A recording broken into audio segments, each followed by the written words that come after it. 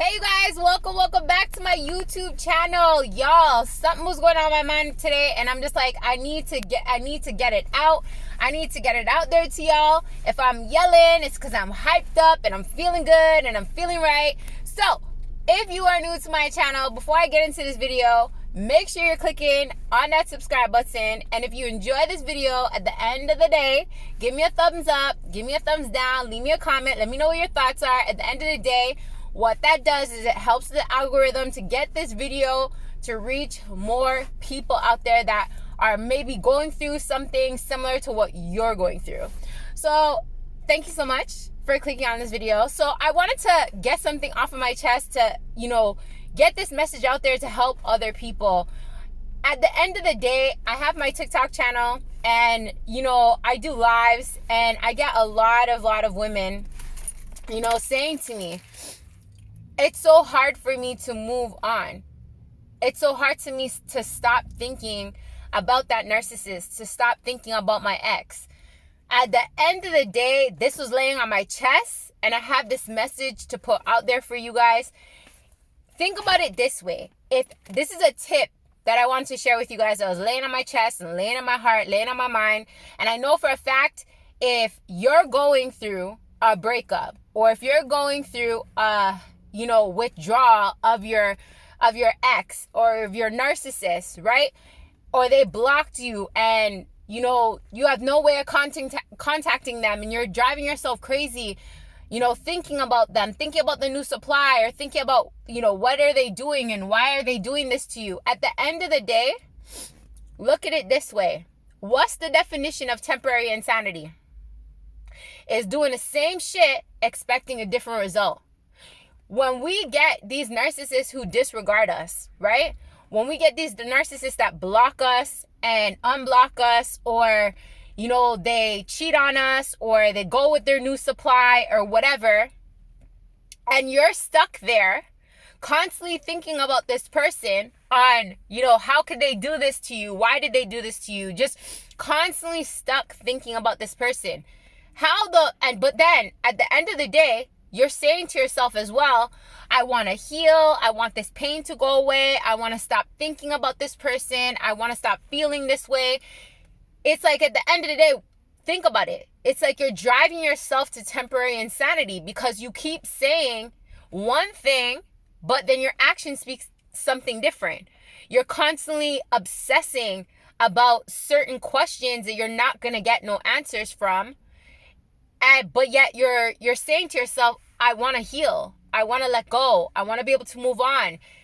Again, so many women ask me, or not women, only women. I don't want to be sexist. I get men asking me this question too. It's like, how can I stop obsessing about this person? How can I get over them? How can I become stronger? But yet they're asking, why they're at the same time, asking so many of the same questions over and over and over again, targeted about this person. Like, think about it this way. That person has moved the fuck on, right? Not fully, but they moved on to now talk to somebody else. They cheated on you. Let's say they cheated on you. They're fucking somebody else. They're talking to somebody else. Or let's say they left you and they have a new supply, right? Or they blocked you. A lot of times when exes or boyfriends who are cheating on, boyfriends that you're with, that you got into a fight with and they blocked you, they're getting their attention from some boyfriend or girlfriends. They're getting their attention from somebody else. So they blocked you and they'll unblock you when they want to pick you back up. And it's the same thing with narcissists. If they block you, majority of the times they're getting their attention and their supply from somewhere else. So keep that in mind. I know it's painful, but keep that in mind. They fucking somebody else. They getting their attention from somebody else. So at the end of the day, who's caring about you? Who's loving on you? Who's being there for you? Who's wiping your tears from your face? Who's picking you up off the ground? Who's saying I love you to you? Who's pampering and taking care of you? Zero. Nobody. But yet, that motherfucker over there, and they getting their shit from somebody else. Somebody else is hella telling them, I love you, I care about you, your sex is so good, and stroking their motherfucking ego. Somebody's stroking their ego. They getting cared on. But who is caring on you? And that's the biggest question we got to ask ourselves. You know what I'm saying? We got to look ourselves in the mirror, and we got to turn and say to ourselves, who's caring on us? Who's loving on us? Who's taking care of us? Zero, nada, nobody. And guess what? It's a hard reality check when you say to yourself, shit, ain't nobody looking after me. Ain't nobody taking care of me. Ain't nobody is there for me. But you know what? That's okay, because the biggest person in your life who's gonna always be there for you, always support you, always love you, always treat you good, never leave your side, is you. Because you came in this world by yourself, you're going out of this world by yourself. Ain't nobody gonna show up for you as much as you show up for yourself. But at the end of the day, we get so sidetracked of focusing on what we need on the outside world, because we feel so much lack in the inside of us, and we don't know how to show up for ourselves. So we put so much expectations on other people to show up for us. But at the end of the day, ain't nobody in this world owe you shit. They don't owe you shit. If at the end of the day, if they die, they go to jail, or something happens to them, it is what it is. You have no control over that. And that's the biggest lesson that we need to learn, is that at the end of the day, you have no control over another person. No matter how much good you do for them, no matter how much you show up for them, no matter how much you love on them and you treat them good, nobody owes you shit. And that's the biggest reality I had to, not your kids, not your mother, not your father, not your auntie, not your uncle, not your sister, not the person you're giving sex to, and you're rubbing on, and you're treating good, and listen, ain't nobody except for you. And I learned that the hard way. At the end of the day, that's what I'm trying to say. The darkest moments will bring you to your brightest days, to wake you the fuck up, to realize who you truly are, how much value you have, and what you bring to this earth every day that you wake up on this freaking earth that you live. And that's what I'm trying to say. Trust me, I was in the darkest of the dark moments, and that shit brought me to light, to realize how much good I bring to this earth. How much value I have inside myself. And not everybody deserves your energy. Not everybody deserves your time. Not everybody deserves the beautiful queen or king that you are. And it's just like, when you can tap in to that within you, and you realize that, trust and believe, you'll start feeling that feeling of lack, and that feeling of you missing that other person, and that feeling of you wanting that other person subside drastically. Because now you're tapping into understanding that you are whole and you are complete, and you start tapping into the wholeness within inside yourself. So you're no longer feeling lack. So then that pain subsides. That pain, that feeling of loneliness, that feeling of lack, of not enough love, not enough attention, not enough affection, all that goes down the drain. Listen, and I'm not saying you ain't gonna have some days that you be feeling like you want some attention, you want some love, you want some affection. Of course you are. We are human. You know what I mean? But at the end of the day, you'll respect your energy, you'll respect your body, you'll respect your mind, you'll respect your time so much that you'll at a flip of a script, you'll catch yourself and say, nah, fuck that. I'm too good for those people that I was so comfortable with settling for. And you're gonna turn around and say, nah, I'm good all on my own, that I know what's meant for me will always be for me. And what's meant for me will find me in divine timing. That I don't need to go searching, looking, crying, begging. When you have to stoop down who you truly are for another person, that ain't meant for you. That ain't what God has planned for you. That's just your ego clinging on to an obsession of what you think that you need and you want, because you have an attachment to that. That's all that is, an attachment. That you're so focused on being in control that that person has to love you. That person has to be with you. You have to be with that person. But what if that person don't want you? That person has every right to feel that way. It's us that has to come to the realization that if they don't want us, that's okay. Because everybody deserves to be happy. And if that person feels that they're happy over there, that's cool.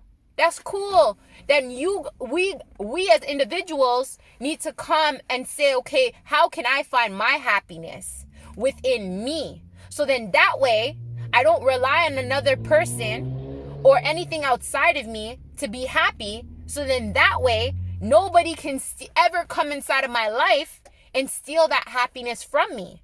Because when you rely on people and things and the outside world to make you happy, you'll always be sad. You'll always be depressed. You'll always be anxiety. It's like you'll always have this temporary high and then temporary low. And that's what I realized in life. So if you don't want to feel always up and down, up and down, up and down, up and down, you come to the realization that all I have is the present moment. The present moment is all I have. And with this present moment, I'm blessed. You start looking at the things that you do have and stop focusing on the things that you don't have. Because it's the focus on the things that you don't have, the focus on the past, the focus on the future that hasn't happened yet, that's making you feel this constant feel of lack, this constant feel of loneliness, this constant feel of fear that you'll never find somebody, or that person, oh my gosh, like they don't want me right now, they're with somebody else, and you constantly thinking about all these things that you have no exact control over. It's releasing and letting go and saying to yourself, like, all I have is this present moment, and I'm gonna be the best I can be in this present moment, do the best I can do in this present moment, and release and let go of all the things I have no control over. Because again, we're all born with free will, and you can't control somebody else and how they think, how they feel, and how they see and view things. We all have free will to have our own perspective and how we're going to view things and how we're going to see things. And at the end of the day, that's why it's so important to stand in that power of how you're viewing things and how you're seeing things. So then you can take control of you. Because the only person you have control over, or the only thing you have control over in this world is you, your mind, your emotions. All that is all controlled by you, not somebody else. So, and that's the thing, is like when you can come to that realization that if I'm allowing another person to control me, then what the fuck is really going on? Then I'm not living. If you have somebody else controlling you by what they say about you, how they love you, how they treat you, then you're just a robot. You ain't really living. You're not a true human being. You're just here, and you're just here. But when you really tap into who you are, how you think, how you feel, who you are, that you are a queen, you are a king, you start embodying a different way of living, a different way of seeing life, a different perspective, a different view on how you see those people who hurt you, how you see those people who don't deserve your time, your energy. You start seeing shit a lot different. And I'm speaking this out of my heart, out of my soul, because who felt it, dealt it, who knows it, or whatever. I know whoever's listening to this, I know what you go through, whether you're dealing with traumatizing pain of somebody who hurt you from a friendship, a family member, a narcissist, a significant other, whatever it is, it still comes back to you and the focus on you, not that other person, and getting yourself out of temporary insanity. Because again, the only person that has control over this is you and you alone, right? So it's time. It's time to stand back in your power and stand and say, I'm going to take control of me. I'm going to love on me. I'm going to show up for me. I'm going to be there for me. I'm going to focus on me and not that other person, so then I can heal. Because there's no way that you can be able to heal if you're constantly focusing about that other person. You're constantly asking questions about that other person, right? The more you keep asking questions about that other person and seeking information about that other person, speaking knowledge about that other person, like, you'll never be able to heal. It's all about what's going on within you. What are your thoughts? You know, how are you hurting yourself? How are you showing up for yourself? What do you need to do to start loving on you and treating yourself good? It's those type of questions that'll start bringing healing to you instead of temporary insanity. I hope that this video has inspired you, motivated you, uplifted you, made you feel strong and just ready to get out there to start healing. I thank you so much for all my viewers. I thank you so much for all the love and the support that, you know, the Wise Up, Rise Up community is bringing. We are growing, y'all. I said it on a live yesterday. You're going to see. I mark my words. This video is going to be forever up on YouTube. The Wise Up, Rise Up community is going to be everywhere. I'm going to be in schools. I'm going to be in workplaces. I'm going to be speaking at community centers. You're going to see. Because at the end of the day, narcissism is just a personality disorder, right? And they are everywhere. They're in parents. There are kids getting mentally and emotionally abused from, narcissistic parents. There are, narcissistic, a bunch of people going through narcissistic abuse and becoming a narcissistic victim of relationships for many, many years. They're in workplaces. There are bosses. There are coworkers that, take advantage of their power, and they're narcissistic to their employees.